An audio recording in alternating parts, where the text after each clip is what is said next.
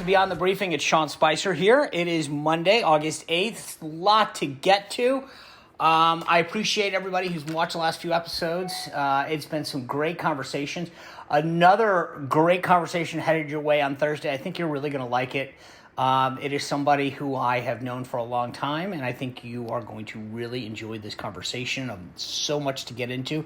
But it's Monday, so we've got to look at what's ahead. And a lot of what is ahead is what is already happened. We had a lot of primaries that happened last week, and I want to jump in because those primaries are really shaping the landscape as we kind of enter these final 90-plus days to the midterms. We talked about it last Monday. The big states that had primaries: Michigan, Arizona, Missouri, Washington State, Kansas. Big news coming out of each of them. Let's go through them real quick. In Michigan, no surprise, Tudor Dixon, she pulled out that gubernatorial win in that primary. Trump had backed her. She had jumped up in the polls. No surprise, big win there.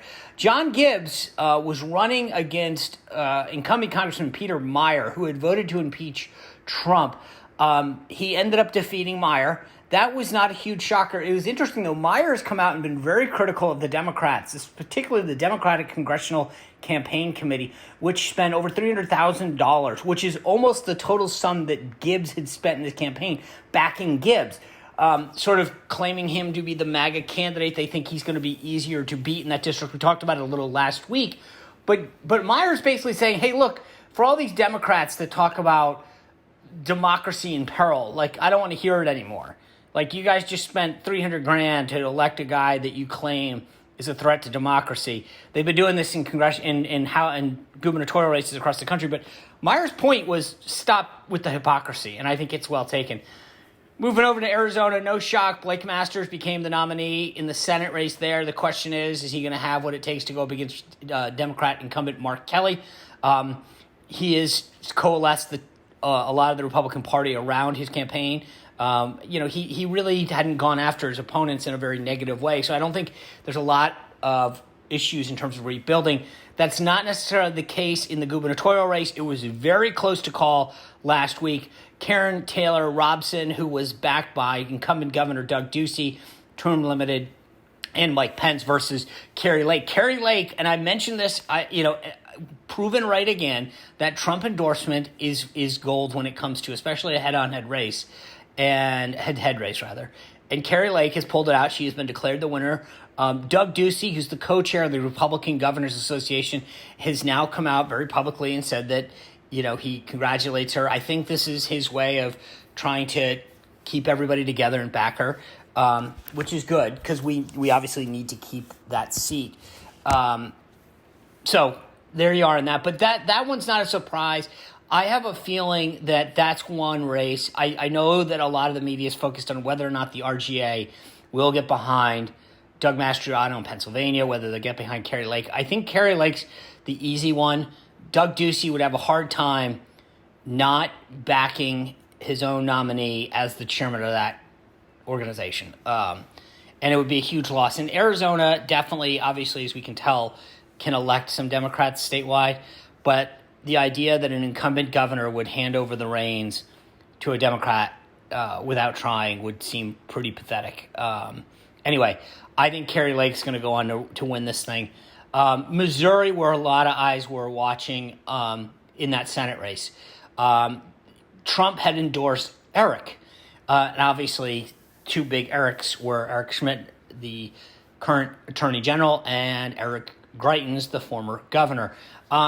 This was something of a shock. Eric Schmidt won this thing big by 20 points.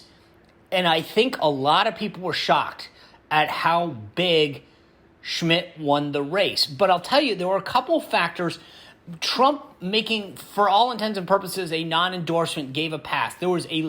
Everything was riding on that Trump endorsement. And the only way I think that Greitens could have pulled out a win was Trump backing him.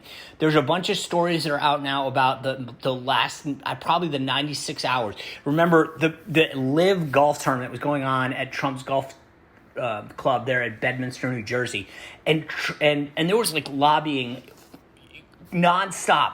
Rick Scott, the chairman of the Republican Senatorial Committee, Ronna McDaniel, the chair of the Republican National Committee, countless people from Missouri were saying, if you endorse Greitens, it's almost, I don't know if we can keep this seat. It's going to cost us millions at the very least to keep this seat.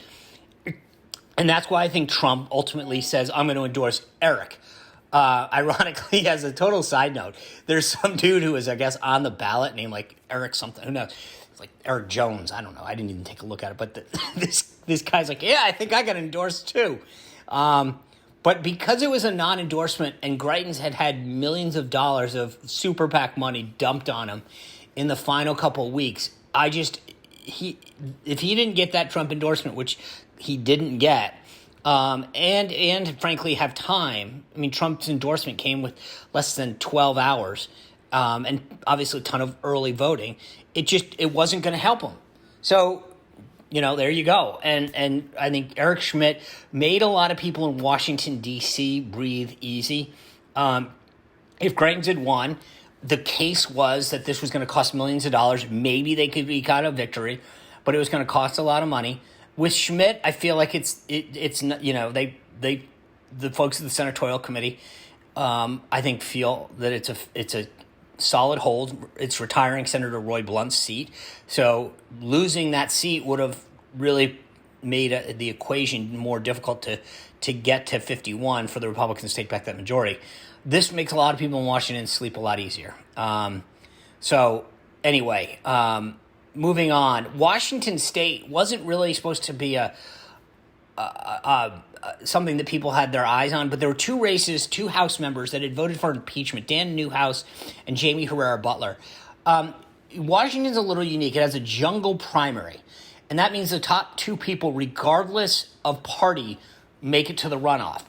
So for both Newhouse and Butler, their goal was just to make it to the runoff and then go head-to-head with either a Democrat or another Republican, and figuring, hey, if I can make it to the runoff and go head-to-head, I could win because I'm an incumbent, I can raise more money, blah, blah, blah. Dan Newhouse did just that. So he defied the odds. He maintained his seat. He should be fine in November. He's going to go up against the Democrat. It's a Republican seat. Jamie Herrera Butler on election night was up fairly big, and I think most people, myself included, thought, okay, she has defied the odds. She's going to go up against this Dem and she'll win. Well, the candidate that Trump backed is a guy named Joe Kent. We had him on our show, Spicer and Company on Newsmax. And slowly but surely, he has been chipping away as these mail-in ballots get counted. And he is now on pace to overtake her. There's about 30,000 outstanding ballots at this point as we record this thing on Monday morning. There is, by everyone that I know out in Washington State, they're saying the pace at which he is bringing votes in and for what's outstanding and where it is, they expect Joe Kent to overtake Jamie Herrera Butler. If that happens, she's out of the jungle primary, he's in, and then he would be favored to win. It's a Republican district, so he'd be favored to win re-election. So that's kind of the quick wrap-up of what happened. But it's an interesting look at, it was a good night, I think, for Donald Trump's endorsed candidates. Because if you think about it, he got what he wanted out of Michigan, Tudor Dixon, John Gibbs. He got what he wanted out of Arizona, Blake Masters and Kerry Lake. He endorsed two people in Missouri, and Eric Schmidt, one of the Erics, won, so he gets there. And in Washington State, yes, Dan Newhouse did win, but if Jamie Herrera Butler goes down to Joe Kent, that's not, holy smokes. It was sort of a muted thing there. People were a little keeping an eye on it, but because of the way that Washington politics works and because of the jungle primary. But if he ends up getting Jamie Herrera Butler and his chosen person, Joe Kent, that's a darn good night there. Anyway, I do want to preview, we've got one of the big upcoming primaries is this Wyoming primary with Liz Cheney, the at-large Republican there. They have one member of Congress. She's at-large. She represents the whole state. There was this ad that Dick Cheney put out on behalf of his daughter, and he looks at camera, and he's just, if you haven't seen it, you can Google it. And he goes off about how Liz is going to fight Donald Trump. I talked about this the other day on Spicer and Company. if you're running for re-election, your goal is to say, hey, I got this from my constituents. I'm fighting for you. This is what I got. This is what I did. You're like a member of Congress's job isn't to stop another candidate. I mean, like, it was just an odd ad. And I think if there's by all estimations, Liz Cheney is going to lose by 20 plus points in this race to Harriet Hagedorn. If that ad to me was sort of the, hey, I'm losing and I just wanted everyone to know it, but I want to go out on my terms. Because it has nothing to do with why you should get reelected. It was a plea to Democrats and independents to change their party and to vote on Election Day in the Republican primary, which you're allowed to do in Wyoming. But frankly, there's no way there's enough of them, not even close. And by all estimations, Liz Cheney is going to be headed towards former member of Congress status very shortly. Anyway, big news over the weekend was the Senate going through this vote-a-rama for this reconciliation bill. Kyrsten Sinema of Arizona had signed off earlier in the week, a lot sooner than I think a lot of people had expected. And it's a wonky term if you're not familiar. Reconciliation is a budget process by which you run legislation through the Senate and you only need 50 votes. Well, Democrats have 50 votes, meaning they need no Republicans and the vice president could tie it. But because they needed all 50 votes, they had to cater to Manchin and then subsequently Sinema. And it was originally, this was the Build Back Better deal, but they decided it sounded better to call it the Inflation Reduction Act. But I mean, it's literally like calling it all-you-can-eat buffet a weight loss clinic. It has nothing to do with inflation or reducing it. So the only thing that's accurate is, I guess it is 2022, so that's probably the only accurate part of the bill. It is a ton of money. In fact, not just a ton, it's the most amount of money ever spent on climate ever in the history of the United States. So I think for a lot of progressives, they looked at this as this huge win. And I think, frankly, as we head into the election, both sides are looking at this as a win. The Democrats are saying, hey, this bill is going to be huge with their base. And they're going to tell them, hey, look, we spent more on climate than ever before. We're raising taxes on corporate America. It's going to have a 15% minimum. They've got all these other tax provisions in there. So they get to say they're going after corporate America. They get to say that they're spending tons of money on climate. And their base is probably going to be happy. I don't know that completely energizes them. It'll pass through the House, by the way. No questions asked, and the Biden will sign it.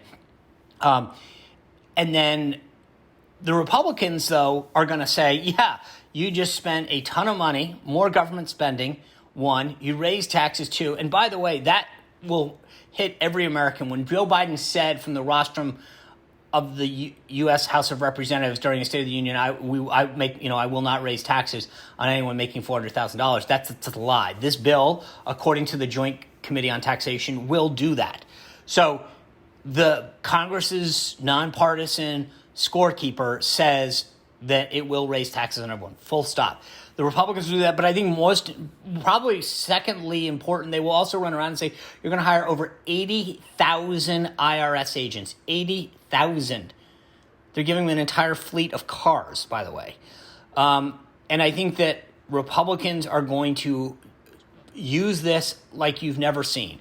And in a time when we've got 40-year high inflation, gas prices are still over $4 a gallon. I think that this is going to be a hard bill to defend if you're in a tough Senate or House race. There aren't that many, but then again, this is what the majority comes down to. So you only have to make it an issue in certain states and certain House races. And I think it will be. It was just fascinating to see this thing play out.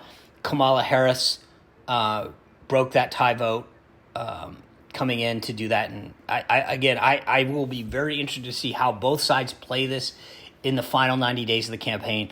I have a feeling with the economy the way it is, with people already upset and feeling the heat of higher inflation, higher interest rates, because the Fed has hiked interest rates so high. So if you have a credit card or an adjustable rate mortgage, things are getting tough. It's tough for small businesses. And the answer is 80,000 more IRS agents? I don't think so. This is not going to go over well. The other big news out of actually not even out of Washington, but out of Russia, but then Washington responded, was this whole Brittney Griner issue. She was sentenced to 9 years. She's the WNBA star, sentenced in Russia. She had this cannabis oil, and it was. I just think it's a fascinating case because here's the thing: Brittney Griner is a WNBA star. She had been playing in Russia for years, and the thing that I think is so fascinating is Russia, obviously, in terms of what's going on in Ukraine, has not been somewhere that I think people want to go visit. But if you, for a lot of these athletes, and I'm obviously only speaking, I think, from stuff that I've read, but like they've offered a place for like a lot of these people to play in like, semi-pro leagues or leagues, where you can go over there and play in the off season or whatever. Who would want to do that now? Thinking, I mean, it just, the government, she had this oil that this is not something you go to jail for 9 years for. And she was a star over there too. So this is not helping their chamber of commerce by any means. Like, this is something that no professional athlete's ever going to want to go to Russia again under the idea of this. But we've put ourselves into a big pickle as a government because we've already agreed that we're willing to trade her and another person for this guy named Victor Bout, who's serving a 25-year prison sentence for conspiracy to kill Americans and conspire with terrorist groups. Now, Victor Bout's title is the Merchant of Death. That's not something that you get from playing Parcheesi. I mean, this is a bad guy. And I think what we have set ourselves up for as a government is the idea that if a government takes a U.S. citizen who hasn't done anything really wrong and now wants to trade off for a bad guy, well, they'll just start doing it knowing that the U.S. government will trade. We have set a very, very bad precedent by doing this. And it was interesting because there were some concerns about whether or not the government was asking the media to keep things on the down low so that the negotiations would be easier. But I'll be interested to see whether or not any headway gets made on this. I mean, I just don't understand for the life of me why Putin takes somebody like Brittney Griner unless he wants something out of it. But then again, this is a guy who's invaded Ukraine with impunity and doesn't seem to care about the world's concerns, or image of him or of Russia. But I just, it is a fascinating diplomatic game that is going on here in terms of what is going to get offered next, and will she return to the United States in some kind of timely way. But I will tell you from the images that you saw, I mean, even in the courtroom, she's in a cage. And if you're in a cage in the courtroom, I can't fathom what the prison's like over there. It's just, it's got to be horrible. So I imagine that the U.S. government is doing everything they can to get her out. Anyway, want to move on. Wisconsin was sort of at the center of things last week, right? Think about this. On Friday night, Trump does a big rally there in advance of the primary, which is Tuesday night, which is another thing. And then they got the convention. The RNC gave them the convention. We've got, if you're listening to this on Monday, I hope you are, because I hope you've subscribed and downloaded and shared this. Reince Priebus, the former chair of the Republican National Committee, will be on the show tonight. And he is the chair of the Wisconsin Host Committee that got the convention, which is an interesting deal because I've been to Wisconsin, I've been to Milwaukee. We had a debate there in 2016. It is a very interesting pick. The thing that's so interesting and we'll talk about this tonight on the show, and I just want, in real estate, there's like a saying, it's like location. In conventions, it all comes down to money. What city can raise the money to host the convention? Because every time we talk about conventions, people go, oh, it's got great hotels, it's got this, it's got that. If you can raise the money, everything else can be figured out. You can bus people. I mean, I remember when the convention back in the 90s was in Philadelphia, they were busing people into Delaware and New Jersey. They'll figure it out. Because Milwaukee doesn't have a ton of hotels. It doesn't, but they'll figure all that out. And as long as they can raise the money. And Reince, obviously, as a former chairman, had a lot of donors. He's obviously was a former chair of the Wisconsin State Party, too. lot of connections in Wisconsin as well, and they made an effort there. They know the economic impact that a convention is going to have. But the other option was to go to Nashville, and Nashville City Council had voted that they really didn't want it. And if they don't want it, they're not going to raise the money for it, and therefore the convention is not going to go over well. So it's been a big couple days for not just Wisconsin, but for Milwaukee. And we've got this primary coming up on Tuesday night. Rebecca Kleefisch is the former lieutenant governor. She's running, but Trump endorsed Tim Michels. And it'll be interesting to see in Wisconsin how prevalent Trump's endorsement is there as well. Obviously, we'll talk about that with Reince tonight too. But, it is going to be a really interesting race to watch, because obviously they got the convention and you got the rally that was there, and whether or not that had an impact in getting people fired up and moving out. So anyway, as we always do, I do want to talk about the media and what's going on, some of the Sunday shows and some of what came out Sunday. This wasn't on a Sunday show, but the Associated Press yesterday had this story, absolutely hysterical in the lead, talking about the sort of the legislative wins that Biden had gotten over the last year. You think about the CHIPS Act, that manufacturing bill. He got, obviously, the reconciliation bill. But it leads by saying, Joe Biden has spent years being the guy in the room, both as vice president and as a senior member of the United States Senate, chairman of the Foreign Relations Committee, chairman of the Judiciary Committee, et cetera. He's always been. But the big wins have now come when he's not in the room. And it was the lead of the Associated Press story by Zeke Miller. I thought, wow, that's a pretty big insult. It's saying, hey, yeah, you're getting things done, but it's basically because you've decided to stay out of the room and let everyone else do the work, and then you get to put out the press release. Fascinating that the media, the AP is sort of the big dog, puts that out as the leading narrative. I couldn't believe it. I will tell you, the other thing that I thought was interesting is that all of these stories, though, like you start looking through the DC political press, and they talk about all of this in the context of what a big win it is. And I think I just told you, my take on this reconciliation bill. If you are on the left, then I think it is a big win. I think you got the most money for climate ever. I think you've raised taxes on corporations, which I'm sure warms your heart. But I think for a lot of Americans who are struggling because of inflation, who are paying more, in mortgage payments or car payments or credit card payments because the interest rates keep going higher and higher, or maybe that home that you wanted to buy is becoming a little bit further out of range because interest rates have gone higher.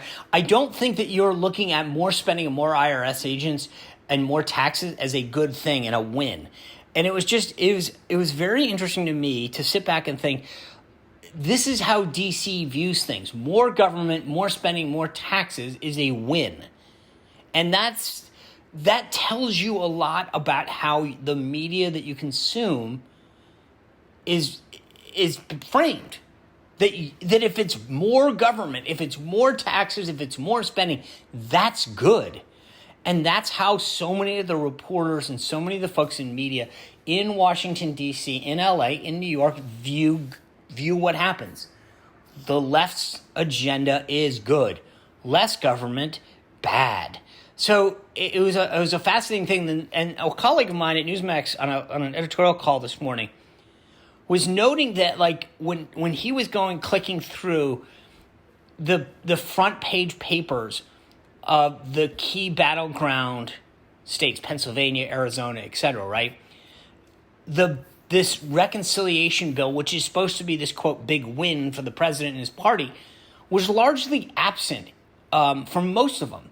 So if that's where you get your news, and a lot of folks still get their primary news source is local news, you don't know, you're not seeing, I'm sure they had it buried somewhere in there, but it's not the huge win that I think a lot of folks in D.C. thought it was.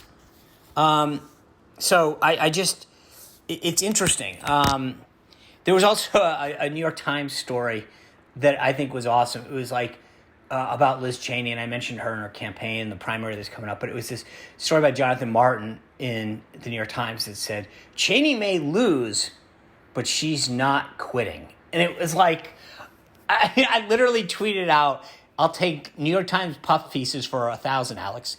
Because it was like, she's about to lose big time. Her strategy has been horrendous in her state. And yet here comes the New York Times to talk about how, she's still going to keep fighting for America and da-da-da-da. And it's like, in any other race, they'd be talking about how the person completely misread the situation and is about to get their butt kicked. And yet here they are trying to, assuage the loss by saying it's actually not that big of a deal. It was fascinating. And we've seen this before. I mean, there was a panel on Meet the Press where, Chuck Todd's going after Pat McCrory, who's the former governor of North Carolina, and they're talking about this Kansas vote, which, by the way, is a whole nother scenario. I was definitely shocked at how big Kansas came out to reject this idea that abortion should be outlawed in Kansas. It wasn't that it went down close. The margin that no vote got was, I think, a big thing, and I think it was the first actual proof beyond polls of what some voters think. And I don't want to read too much into it nationwide, but it's something that if I were running for office, I'd keep in the back of my mind no matter where I was. We may not know the full extent to how much voters really care about this right now, but Chuck starts going after him. What is pro-life now? Define what pro-life is. I say this because I heard Nancy Mace, who's congresswoman from South Carolina, been on the show earlier, say that that they want exceptions. I don't think that is that crazy of an idea for pro-life folks. I mean, I've been in politics a long time. I think there's a lot of pro-life people who have exceptions. But this idea that he has a hard time understanding what pro-life is a little baffling for a TV host like him who's been involved in politics. And then Pat McCrory at one point weighs in and says, well, maybe this proves that the Supreme Court was right in returning the decision back to the states, right? Meaning that for all of the hype of the left, that this was going to be this huge issue. Here's a state like Kansas that's fairly conservative, that people actually thought would vote yes, i.e. make abortion outlaw the right to an abortion at the state level. And yet by an overwhelming majority, they didn't. And Pat McCrory's point, I think, is, hey, look, for all you people who thought this was going to be such a big deal, look at Kansas, conservative state. People are saying, nope, we want some level of abortion rights in Kansas. We don't want maybe as far as the right had gone. We definitely don't want to go as extreme as the left, but whatever. And Chuck Todd's like, really? Is that what you? And he comes out. It was amazing to watch some of these folks in the media just not be able to accept a degree of level-headedness, just to look at things and to say, hey, maybe you guys overreact. Maybe it's not as bad as you think. And I think, you've got Anna Palmer, who writes for an organization called Punch Bowl, who at one point in the discussion says that, this is going to gin up voters. Democrats will use this all the way to the election. And it's again, same thing where these reporters in Washington, D.C. believe that they know everything that's going on around the country because somehow they're sitting at their local country club grocery stores in Washington, D.C. and have a better idea than what's going on, what people are really feeling. Most of these folks are so out of touch, it's unbelievable. And it's just something that never ceases to amaze me, watching some of these roundtables and these folks discuss local races in politics, and you're sitting there saying, do you guys really have any sense of what's really going on? Those are the big 5 things that I'm keeping an eye on right now. One total side note, in the middle of the week, I remember we're getting ready for the show, and there was breaking news that Indiana Congressman Jackie Walorski had been in a car accident and passed away. She was traveling with 2 staffers, her district director and a communications director, and the whole thing was a tragedy for her family, and the staffers. And for me, though, it was very personal because I remember as a young Hill staffer working for rank and file members of Congress as their communications director, just going back with them and traveling throughout their district, maybe to events editorial board, newspaper meetings. Again, it's what you do as a, I was always based in DC as a comms director, and you go back to the district, maybe once a quarter, whatever it was, and travel around to the events just to, stay in touch with the district and get to see things. And I was just, as I was reading this, the news of this, I was thinking, how many times had I done this? And these two individuals were 27 and 28, I think, 27 and 29. Young people with so much ahead of them in life. And I couldn't help but think about myself back in those days. Same age, as a communications director, as a Hill staffer, thinking about so much life ahead of me. And then obviously, Congresswoman was so well liked on Capitol Hill, colleagues from both parties really talking about what a great person she was. And so it's just a reminder, of how precious everything is. And so it hit hard for me, not because I knew her particularly well or a communications director, but just that I'd been in that scenario. Anyway, so enjoy your week. Don't take anything for granted this week. I appreciate you subscribing, downloading, sharing. I look forward to sharing this conversation this Thursday with you. Have a great rest of the week. We'll see you on Thursday for the rest of Beyond the Briefing. Thanks a lot.